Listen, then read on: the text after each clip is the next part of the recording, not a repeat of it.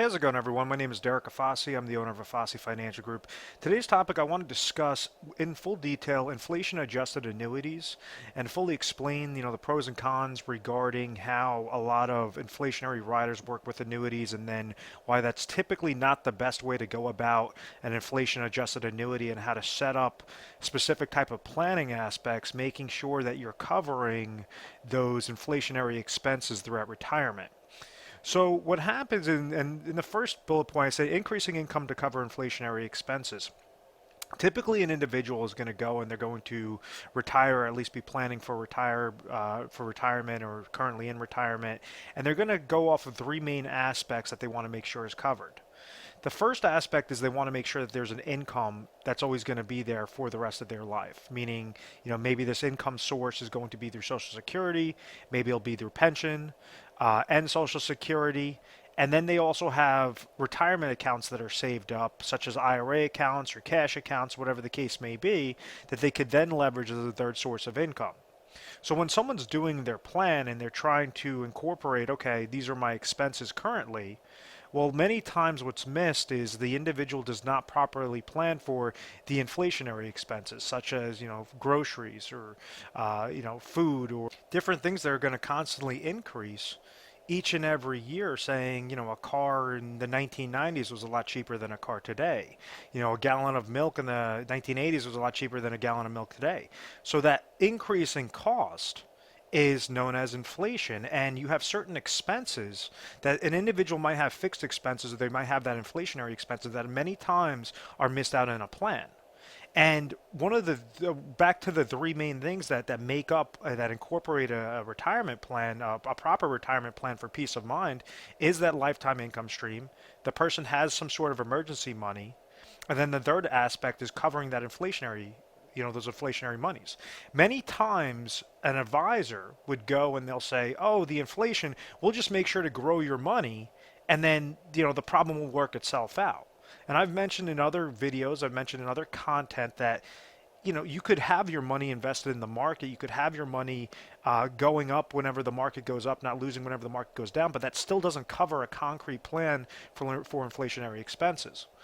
Now, with a lot of these annuity contracts, and annuities are a very good, safe way on how to provide lifetime income on a flat basis, on a fixed basis, saying, okay, if someone goes and takes $100,000, well, we understand that if we have hundreds of different carriers, what might make company A better than company B is this person wants to retire in 2 years. Company A could give them an income stream of $7,000 per year, as opposed to company B, which will give them $6,000 per year. So regardless of all the fluff, and now you have all this talk of income riders and guarantee 6%, 8%, whatever the case may be, it all goes by the fact of income stream. How much income stream will these types of annuity contracts provide, and also give that individual control of their money in the aspect. What do I mean by that control? And this is kind of taking a step back, but the generalities of annuities and a lot of reasons why they were first implemented was to provide somebody would pay an insurance company a lump sum of money, and that insurance company would then provide them lifetime income for either them or their spouse, for that person or him and his spouse, or her and the spouse. So each and every year, this person, or each and every month, this couple would be receiving lifetime income.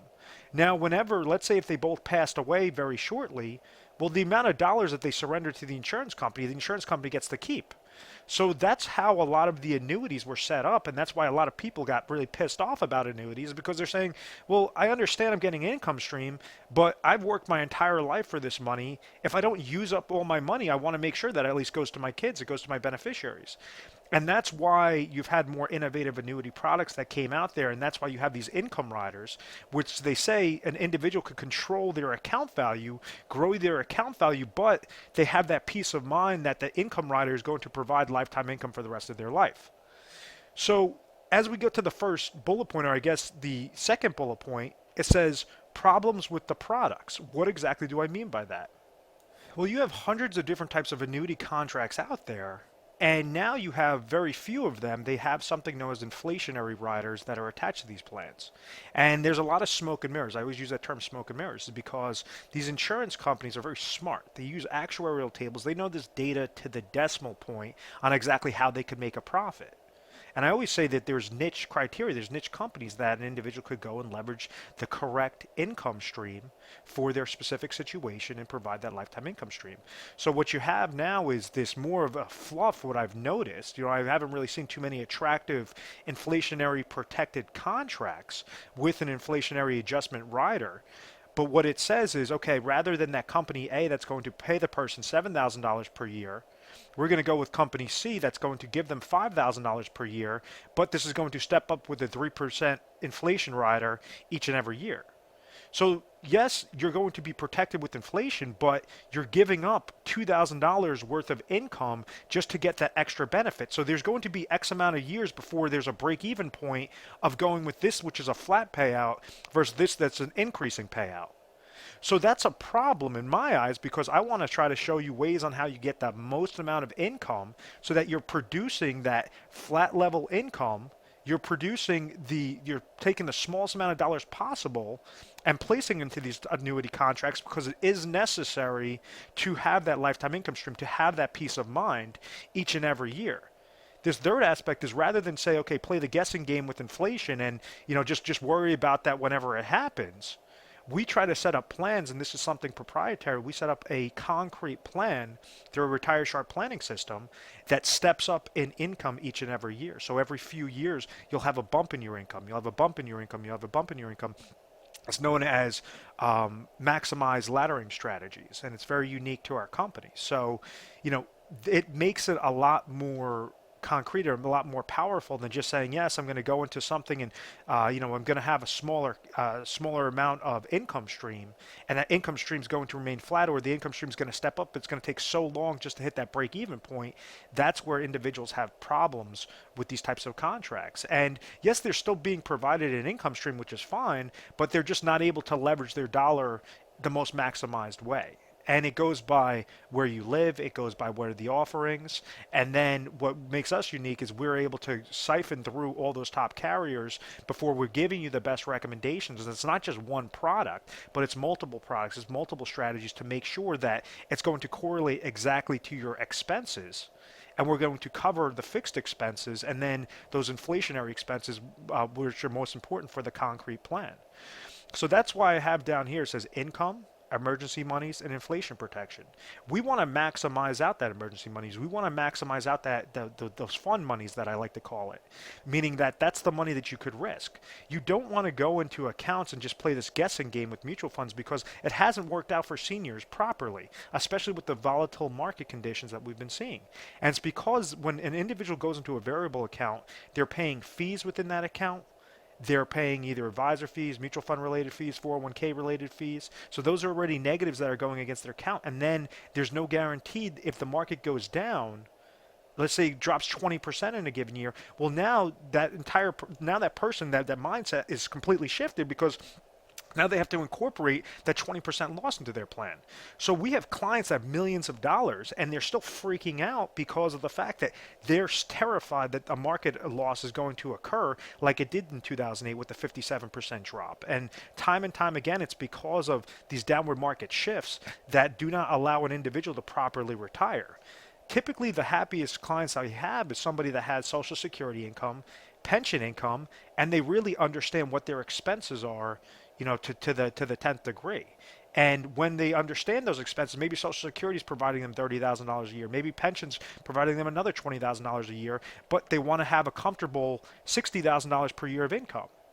Well, with that gap, we understand that there's a $10,000 gap. So what we want to do is place the smallest amount of dollars possible, but as much as necessary into these types of plans to provide not only the flat income stream, but then we have certain criteria met, certain laddering strategies set up to have that inflationary protection. And that's how a proper plan is set up. And that's how an individual is able to properly retire and spend their retirement dollars with confidence. It's because they could spend money like it's water, like it's going out of style, because they know that the next month a new paycheck is coming in there. So it's It's simplistic planning, but you have to make sure that it's set up the correct way. And majority, I'd say 90 to 95% of plans, or 90 to 99% of plans, are not set up properly and do not include this inflationary protection. Just this big guessing game of saying, oh, well, everything will work itself out. And no, you want to make sure that your plan is set up properly, and for each dollar that you're placing in there, what is the leverage, what is the income stream that you could get out of that type of plan. I want to thank you very much for watching this video. If you found value in this video, if you have any certain questions, we have specialists standing by 24 hours a day, 7 days a week. So feel free to give our 1-800 number a call. It's 1-800-566-1002. You might be speaking with myself. You might be speaking with another representative. But we're going to try to educate you first and foremost. Make sure that you're comfortable in retirement and you're knocking off these most important aspects on how to set up a successful plan, and make sure that you're getting that peace of mind and able to spend those dollars each and every year with confidence, leveraging the correct tools, the correct financial tools to get you there successfully. We are A+ rated in the Better Business Bureau. We've always had very good reviews. We've never had any complaints. It's because of our methodical process. Once again, my name is Derek Afasi. I want to thank you very much for watching this video. Please make sure to subscribe to our YouTube channel, Retire Sharp, so you could have access to the